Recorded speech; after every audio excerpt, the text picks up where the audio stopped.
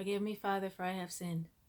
I have atoned for my sin, and I have repeatedly repented in agony, grief, pain, and sorrow and tears for my sin, and I receive my forgiveness in the name of my Lord and Savior, Jesus Christ. Hello, friends. Thank you for coming to my video. I love you. So today I was thinking about hell, which is something I think about a lot because Christians believe in it. And people believe that there's a hell that that God made for evil sinners, and that you're gonna go down there if you mess up. And born again Christians go a step further and say that even if you're a regular Christian, you're still going to hell. You can only go to heaven if you're born again. So only their specific brand of Christianity will get you out of hell and get you to go to heaven. So I just tell you my story because that's just what I do. It works easily for me. What happened in my childhood was that my mom was constantly trying to convince me that there was a hell, that there was heaven and there was hell, and that you wanted to go to heaven, you didn't want to go to hell, and that hell was bad and it had fire and torture and demons and pitchforks. And I just remember Jason and the Argonauts and like all these movies that I used to watch with my mom and my grandma, these old movies, and they would show demons and hell and shit. And it was like entertaining. I thought, wow, that's good special effects, like that's not reality. Like even at 5 and 6 years old, I'm like, no, there's not. No, there's not. You can tell me that all you want. You can tell me 1,000 times that you can go to hell if you sin. And so what I did at an early age, I was probably a teenager when I started doing this, was I started to format my own belief in hell, because I could feel that the doubt was forcing me. The doubt was saying, okay, you doubt that there's a hell. I bet you'll find out, there's a hell. So in my mind, I had to go ahead and just take the information that I had about life and put it together. So what I put together was a great model. What I put together was that, yes, there is a man-made hell. Absolutely. There is a man-made hell. And I knew there was because I had seen, by the time I was a teenager, I had seen things like Faces of Death, and Nightmare on Elm Street and all these creepy movies and shit. And I knew those people were in hell, so yeah, there is a hell, and it's on earth. The earth itself is the place for there to be a hell. If there is a hell, if there's going to be any hell, man is going to create that hell, just like man created those movies that I was watching. And all those movies, of all that nasty shit those horror films, that all that stuff is real. That stuff is real. That stuff really happens, and those are things that people are into. The bad guys are into all that stuff. They nasty, and they're into that. They're into demons and torture and suffering and stuff. So I went through my life, but with that belief, well, I know if I really mess up in life that that something bad will happen, but first of all, I didn't think it would be that bad. I didn't really think I would go to hell for sinning, because I knew I was a good person, and I didn't think that my consequences would be that bad. But I knew that there would be consequences if I did stuff that was wrong, and I also was always perpetually aware, as we are after watching horror films and stuff, that there is a hell on this earth. So when I got to the point where I had to sin, and when I got to the crossroads, I was under the assumption that I could do this sin and that something bad would happen, but I wouldn't go to hell. Well, the sin that I committed was to have an abortion after I had told myself that I never would. And that's the only reason it was a sin. I'm not saying that if you have an abortion that it's a sin, or somebody else has an abortion that it's a sin, but it was a huge betrayal of my person for me to have an abortion. And so I by the end of it, I had several. And what ended up happening after that string of bad choices was that I went to hell. And it was pain. It was black. It was dark and greasy and stank, and it was painful, and it was torture, and it was suffering, and it was gnashing of teeth, and it was sorrow, and it was turmoil, and it was all around me. And the time there went so slow.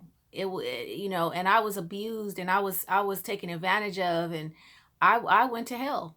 I went to hell, and I could say that I went through hell because I survived it. But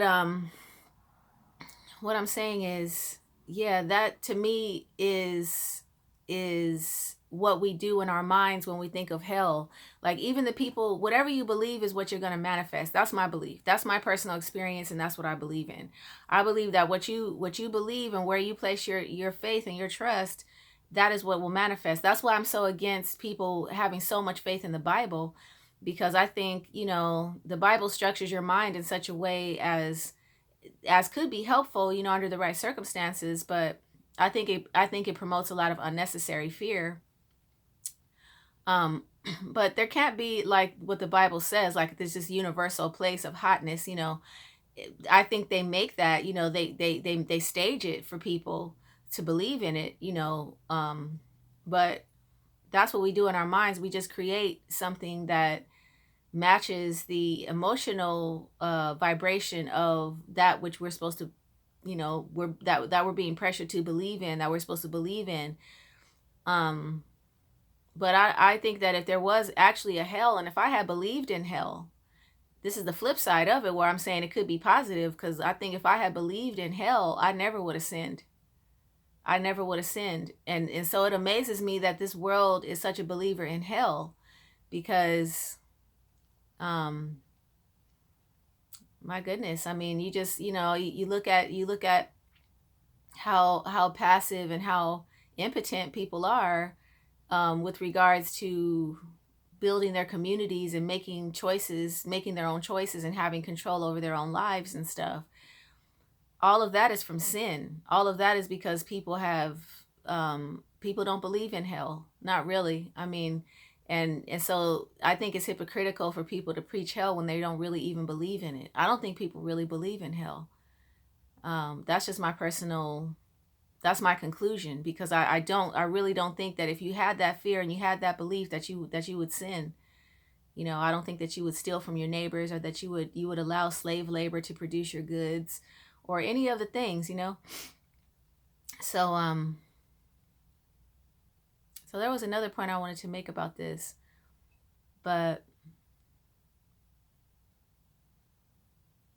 yeah, I think that was really it. It's just that we all came from heaven, and we all go back to heaven when we die. Our spirit is from heaven. Your spirit can never go anywhere else. This place you can go, and then you can go back to heaven. That's your two places. This is your home away from home when you're down here in the earth. The earth is set up kind of like like a college or something. Like, this is where you go through your grades and your degrees, and you learn stuff, and you go through your initiations, and and you can put yourself through hell down here if you want to, or if it's in your karma to do that, if you have done that to someone in the past, which again is because you wanted to. If you put somebody through hell, then you're creating hell for yourself, and that was your choice. It's your free will. But this place down here is the place of free will, because you don't have free will in heaven. There is no free will in heaven. Heaven is a perfect clock. It's a perfect calendar, a perfect machine. It never changes, and things are not negotiable in heaven. So this is the place that we come just to, unwind and like get away, like, and just remember that we're free, that we do have free will. And there's a lot of things that we're supposed to be accomplishing here. And if people really did truly believe in hell, or if there really was a hell, then we'd be accomplishing it. Believe that. We will be accomplishing it. But we're falling short as a species, because we really don't have fear of something that doesn't exist. And so love should motivate us, and love can motivate us to do better, and to be the best people possible, and to create community that is safe and supportive for all women and children.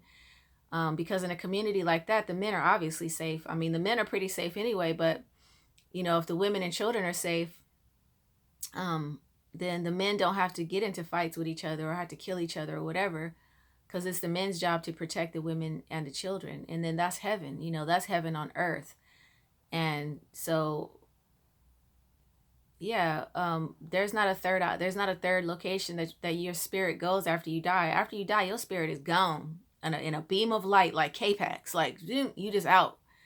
Now your soul forces and your body forces and everything linger for a while down here, but there's no consciousness in that. So if there is any kind of hell, people misinterpret things and take stuff out of context, and yeah, I just don't believe in it. Okay, thanks for watching. Bye.